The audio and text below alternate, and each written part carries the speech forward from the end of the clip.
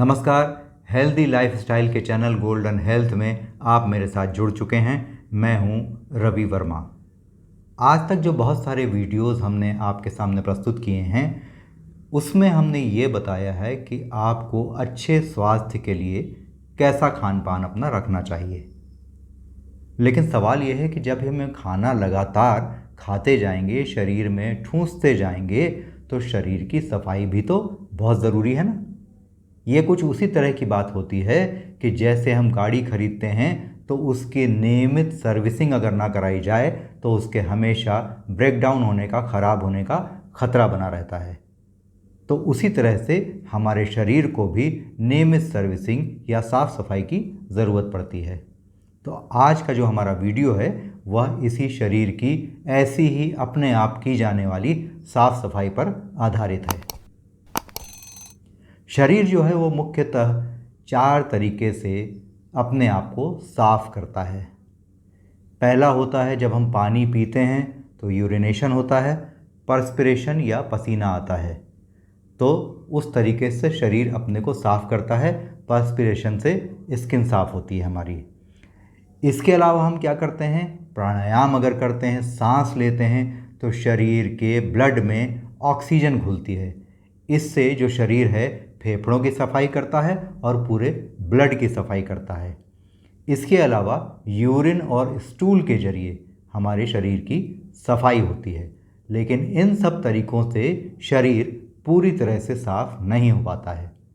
तो आइए आज हम जानेंगे कि हम शरीर को पूरी तरह से साफ यानी सर्विस्ड कैसे रख सकते हैं, जिससे कि किसी भी प्रकार की कोई भी बीमारी इस अनाज के पेट में सड़ने की वजह से, जमने की वजह से ना हो। देखिए, शरीर की सफाई की इसी प्रक्रिया को हम डिटॉक्सिफिकेशन के नाम से जानते हैं। लेकिन इससे पहले यह जानना ज़रूरी है कि शरीर में आखिर गंदगी जमती कैसे है। उसमें ये बात मुख्य रूप से ध्यान रखने की है कि जब हम वाटर रिच फूड खाते हैं जैसे फल, सब्जियां, तो उसके पचने में 2 से 3 घंटे का समय लगता है। लेकिन जब हम अनाज खाते हैं या ऐसी और कोई अन्य चीज़ खाते हैं तो उसके पचने में शरीर को 6 से 8 घंटे का समय लगता है। और यही अनाज हमारी छोटी आंत यानी स्मॉल इंटेस्टाइन और बड़ी आंत यानी लार्ज इंटेस्टाइन और कोलन तक में जम जाता है, जिससे गंदगी होती है। वो अनाज जम करके सड़ता है और इसी से हमें तरह तरह की बीमारियां होती हैं। आइए अब स्टेप बाय स्टेप जानते हैं कि शरीर का डिटॉक्सिफिकेशन हमें कैसे करना है। उसमें सबसे पहली चीज़ ये है कि हम शरीर को अपने वेल हाइड्रेटेड रखें, यानी जितनी ज़रूरत हो उतना पानी पिएं, जिससे पसीना निकलेगा और उससे हमारी जो स्किन है उसका डिटॉक्सिफिकेशन होगा। दूसरी चीज़ ये है कि हम अपनी बॉडी को एल्केलाइन रखें और इसका पीएच 7.4 से 7.5 तक ही रखें, जिससे कि हमारी इंटेस्टाइन डिटॉक्स होगी, क्योंकि एसिडिटी नहीं होगी और अपच की समस्या हमें नहीं होगी। इससे इंटेस्टाइन का भी डिटॉक्सिफिकेशन होगा। तीसरी और बेहद महत्वपूर्ण बात जो है डिटॉक्सिफिकेशन के प्रोसेस में, वो ये है कि हम बीच बीच में हर बार कोशिश करें कि इंटरमिटेंट फास्टिंग यानी ऑटोफेजी करें हम। अब ये ऑटोफेजी या इंटरमिटेंट फास्टिंग क्या होती है? तो ऑटोफेजी का अर्थ ये होता है ईटिंग योर सेल्फ, मतलब शरीर के जो टिश्यूज़ हैं वो खुद को खाने लगते हैं जब आप ऊपर से भोजन डालना बंद कर देते हैं। इसी प्रक्रिया को इंटरमिटेंट फास्टिंग भी कहते हैं। यदि आप हफ्ते में 2 से 3 दिन 16 घंटे की इंटरमिटेंट फास्टिंग करेंगे तो आपका शरीर का डिटॉक्सिफिकेशन बहुत एनहांस हो जाएगा, बहुत इंक्रीज़ हो जाएगा, बहुत तेज़ हो जाएगा। इसी ऑटोफेजी यानी consumption of body's own tissue as a metabolic process के लिए सन 2016 में जापान के साइंटिस्ट योशिनोरी ओसुमी को नोबेल पुरस्कार मिल चुका है। अब आप इंटरमिटेंट फास्टिंग के ज़रिए ऑटोफेजी कैसे कर सकते हैं, यह मैं आपको बताऊंगा। तो यहाँ एक बात जान लेना बहुत ज़रूरी है कि हमारा जो शरीर है वो 2 चीज़ों के लिए डिज़ाइंड है। पहली चीज़ है डाइजेशन और दूसरी चीज़ है हीलिंग। हीलिंग का काम हमारी प्राण शक्ति करती है या हीलिंग पावर करता है। तो जब हम फूड लगातार खाते रहेंगे पूरे दिन भर में, शरीर के डाइजेस्टिव सिस्टम को बिजी रखेंगे, जैसे सुबह का हमने नाश्ता कर लिया, उसके बाद हमने खाना खा लिया, उसके बाद हमने चाय पी ली, उसके साथ भी कुछ खा लिया, उसके बाद हम टिडबिट्स दिन भर में कुछ खाते रहे, रात को हमने डिनर भी कर लिया बहुत बेहतरीन किस्म का। तो उससे होगा क्या, हमारा जो डाइजेस्टिव सिस्टम है वो पूरा टाइम बिजी रहेगा in the process of digestion only, उसको हीलिंग का कोई समय ही नहीं मिलेगा। तो हीलिंग का समय उसे देना पड़ेगा हमें, वो होगा इंटरमिटेंट फास्टिंग के ज़रिए। देखिए आयुर्वेद में भी ये कहा गया है, लंघनम परम औषधम, यानी जितना आप उपवास रखेंगे उसका शरीर में उतना ही ज़्यादा लाभ होगा और शरीर की जो प्राण शक्ति है या हीलिंग पावर है वो उतना ही अधिक उसको रिपेयर करके बीमारी से मुक्त रख सकेगा। अब देखिए मैं आपको समझाता हूँ कि ये इंटरमिटेंट फास्टिंग 16 घंटे की आपको करना कैसे है। ये बहुत ही सिंपल है। इसके लिए ये है कि आपको रात का भोजन 7:30 से 8 बजे के बीच समाप्त कर लेना है। उसके बाद आपको कुछ भी नहीं खाना पीना है। कब तक? 16 घंटे तक। अगर आपने 7:30 पे खाना ख़त्म किया है तो दूसरे दिन के 11:30 बजे तक आपको कुछ भी खाना पीना नहीं है। लेकिन आप पानी पी सकते हैं और ब्लैक टी या ब्लैक कॉफ़ी बिना शुगर और बिना मिल्क के आप ले सकते हैं। इससे जो शरीर की हमारी प्रोसेस ऑफ डिटॉक्सिफिकेशन है वो काफ़ी फास्ट हो जाती है। धीरे धीरे जब आपकी आदत पड़ जाए, हफ्ते में 2 दिन आप इसको कर पाएँ, तो आपको इसे 16 से बढ़ाकर 18 घंटे तक करने की कोशिश करनी चाहिए। और दूसरी बात ये भी है एक बहुत ख़ास, कि जब इंटरमिटेंट फास्टिंग आप दूसरे दिन तोड़ेंगे यानी अपना फास्ट समाप्त करेंगे, तो या आप कोई फ्रूट खाइए या कोई वेज का जूस पीजिए, वेजिटेबल जूस पीजिए आप। उससे आपके इंटरमिटेंट फास्टिंग की प्रोसेस जो है वो तेज़ हो जाती है। मैं एक दिन में 210 यूनिट इंसुलिन लिया करती थी और अब वो सारी छूट गई है। उपवास ने मेरी जान बचा ली।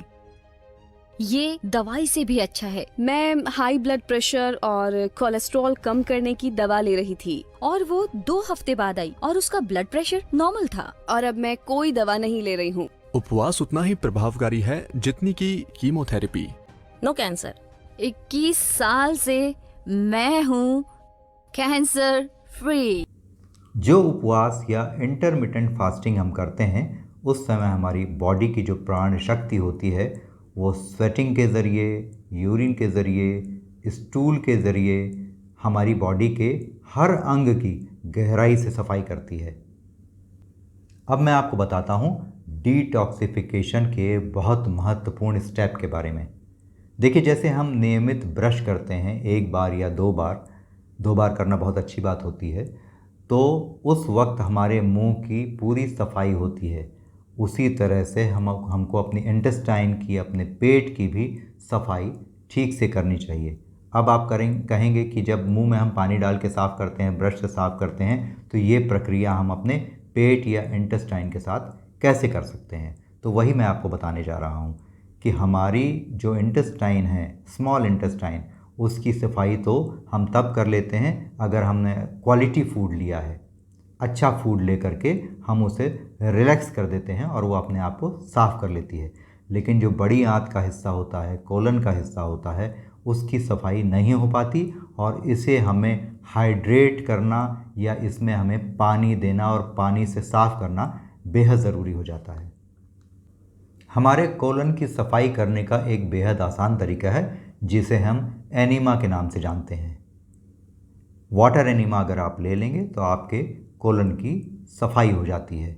अब इसमें बहुत छोटी सी ये बात है, कई लोग एनीमा के नाम से नाक भौं सिकोड़ने लगते हैं कि अरे ये तो बहुत गंदी चीज़ है, इसे हम कैसे करेंगे। लेकिन ऐसा बिल्कुल नहीं है। आप यह पहले जान लीजिए कि जो भी भोजन आप करते हैं वह आंतों से चिपकता है, कोलन से चिपकता है, चिपकने के कारण सड़ता है, बहुत पुराना हो जाता है, उसके कारण टॉक्सिन्स जनरेट होते हैं और यही टॉक्सिन्स हमें दुनिया भर की बीमारी के देते हैं। इसे आप अपने टॉयलेट में रबर मैट बिछाकर आराम से ले सकते हैं। इसके लिए आपको एक ऐसा एनिमा पॉट लेना होगा और इसे ठीक से साफ़ करके इसमें पानी भरकर 4-5 फुट ऊपर रखना होगा। इसके बाद इसमें इंसर्ट होने वाले नोज़ल पर हल्का नारियल तेल लगाकर इस नोज़ल को लगभग 2 से 2.5 इंच एनस में डालना होगा। इसके बाद आप पानी को ऑन कर दीजिए। लगभग 300 से 400 ml तक पानी आपको अंदर लेना होगा। इसके बाद आप लॉक इसका बंद कर दीजिए। इसके बाद नोज़ल को बाहर निकाल दीजिए और पानी को अपने अंदर काफ़ी देर तक, लगभग 5-7 मिनट तक, जितनी देर आपसे हो सके उतनी देर उस पानी को होल्ड करिए और इस बीच टहलते रहिए। इसके बाद आप टॉयलेट करिए और ख़ुद देखिए कि कितना टॉक्सिक वेस्ट हमने अपने अंदर भर के रखा था। आप एक बार वाटर एनिमा लेना शुरू करके तो देखिए। शरीर में जमा गंदगी जब बाहर आएगी तो आपको देखकर बहुत आश्चर्य होगा कि इतनी सारी गंदगी हमारे शरीर में न जाने कब से इकट्ठी हो रही थी और शायद इसी कारण से आप बीमार भी पड़ रहे थे। देखिए, शुरू में जब हमें वाटर एनिमा लेना शुरू करना है तो हमें करना यह चाहिए कि पेट को सुबह पहले नेचुरल तरीके से साफ़ हो जाने देना चाहिए और उसके 1 घंटे बाद ही बिना कुछ खाए पिए हमें वाटर एनिमा लेना चाहिए। शुरू में होता यह है कि हमें 21 दिन तक लगातार यह एनिमा लेना होता है, जिसके कारण हमारे शरीर की सफाई बहुत अच्छे तरीके से हो जाती है। जैसे ही आप कुछ दिन एनिमा ले लेते हैं तो आपको खुद ही समझ में आ जाता है कि यह कितनी सरल और कितनी अच्छी और कितनी फ़ायदेमंद प्रक्रिया है। आपको एनर्जी लेवल बढ़ा हुआ लगने लगता है, स्किन आपकी चमकने लगती है, आपके अंदर जितने भी विकार होते हैं, पेट संबंधी, एसिडिटी संबंधी या और चीज़ों संबंधी, उसमें कमी आने लगती है और आपको ये फील होने लगता है कि आपका एनर्जी का लेवल, आपके काम करने की क्षमता कितनी बढ़ गई है। तो एनिमा लेने से डरिए मत। पहले एनिमा 21 दिन लगातार लीजिए, उसके बाद सप्ताह में 1 दिन लेना जारी रखिए। यहाँ एक बात और बताना चाहूँगा कि जो प्रेग्नेंट लेडीज़ हैं या जो लोग अंडरवेट हैं, बहुत ज़्यादा कमज़ोर हैं, उन्हें एनिमा नहीं लेना चाहिए। लेकिन जब आप एनिमा ले रहे हों और अगर आपकी तबीयत ख़राब हो, जैसे पेट में मरोड़ हो, उल्टी हो रही हो, बुखार हो, उस वक्त भी एनिमा लेना बहुत लाभदायक होता है।